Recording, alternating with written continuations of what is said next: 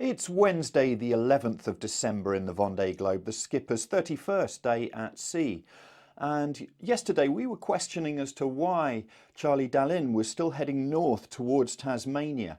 Well, soon after that schedule he jibed back south and his option proved to be a good one. He's extended his lead over Seb Simon and Yoann Richomme, and while Yoann Richomme has closed the gap to Seb, there is now over 300 nautical miles between Dalin and those chasing pair.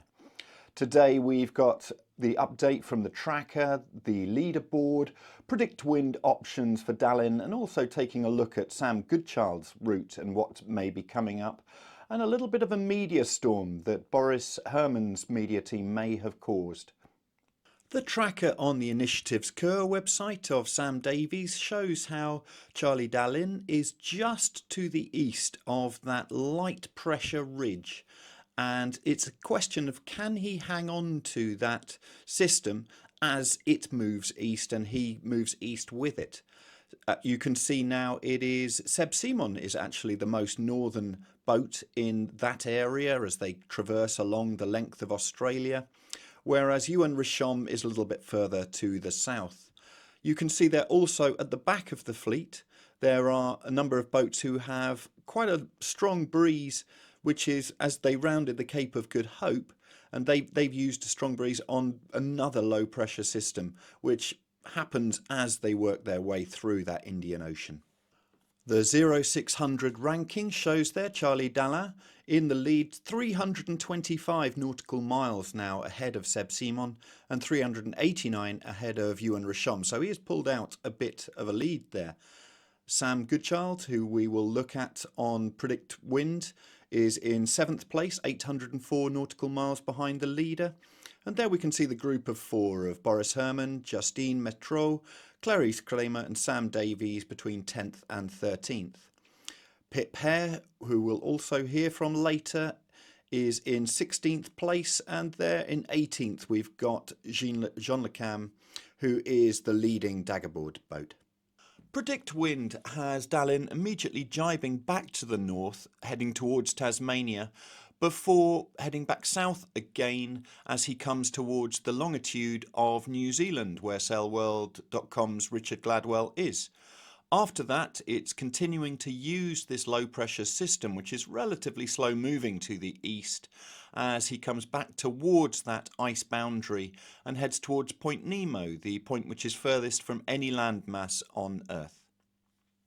Richard has also done a routing option for Sam Goodchild, who's in 7th place, and you'll see one of the routes that Predict Wind has chosen actually heads in between Australia and Tasmania. So there are a range of options that could be taken. The vast majority, though, follow that ice boundary as you go along into the Pacific Ocean past New Zealand. And there are remarkably few jibes to do on that low pressure system and then that developing high pressure system, which is just to the east. You'll see there the red line, the dot on that is a fair way behind. So while the routing option has been done, it doesn't look like it would be one that would pay for Sam at this point. Yesterday on the Boris Herman Racing Facebook page, a post which was put up which has caused a fair bit of controversy. At the moment, Boris Herman is racing in the Indian Ocean surrounded by Sam Davies, Clarice Kramer and Justine Metreau. And the post is a take on the Charlie's Angels poster, making it Boris's Angels with the three of them surrounding him. Now, some people see this as light-hearted fun, but it is questionable in this day and age as to whether that is actually sexist. And so there are various comments about this, some full in support and some seeing it as highly offensive. It really does highlight how media teams do have to be extremely careful in this day and age. The poster is from a long time ago when things were different, and so care really needs to be taken as to what is posted and the thought that goes into them. Well, it's the morning after the night before, and yeah, yesterday, last 24 hours turned out to be pretty brutal with the sea state. The waves were just kept getting bigger, the wind stayed right up there. I had 40 knots for a while, and and then the wind lifted, so it started turning, which meant that my course ended up, instead of with the waves behind me, with the waves on the side, but then also the wind was side onto the waves, which made the wavelength shorter and made the waves start breaking, which was quite violent for me and for the boat. So it has been difficult to manage the balance between trying to go fast and trying to keep the boat in one piece. And sometimes I just take off, like now, we're just taking off.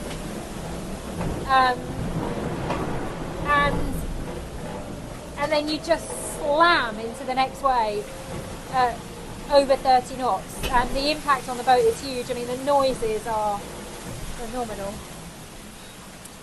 So, yeah, it was quite a challenge and a learning experience for me, because I've never been down here with foils before. You know, this is new for me, trying to understand how to regulate and that sort of thing. Anyway, I did all my checks last night, just before last night. Kind of I go around the boat and just look for anything that's not quite right. And I discovered that I do have a crack in the bulkhead forwards. I think I caught it in early stages, and there was no way on earth I could address it yesterday. There's no way I could have gone up to the front of the boat and worked. But I do need to repair it, and I need to repair it today before the next big weather system comes in. So Joff has sent through instructions, and was about to start the repair because everything had calmed down a bit. We were just taken off again, as is the way. I'm going to start assembling all the kit up forwards, and I'll do the repair today. The sea is dying down. I mean, it is just incredible. I mean, it's incredible out here. Just the colours and the way they change. Just earlier on, it was the most intense blue, and now there's cloud cover over, and so everything has gone kind of slate grey. It's like everything is reflecting off each other, and the harmony of the light, and it's just amazing. Thank you for watching. We'll continue to keep you posted with all from the Vendée Globe and much more from the world of sailing. Please do subscribe to our channel using the button down here, and take a look at sailworld.com and yachtsandyachting.com for all the latest news from the world of sailing.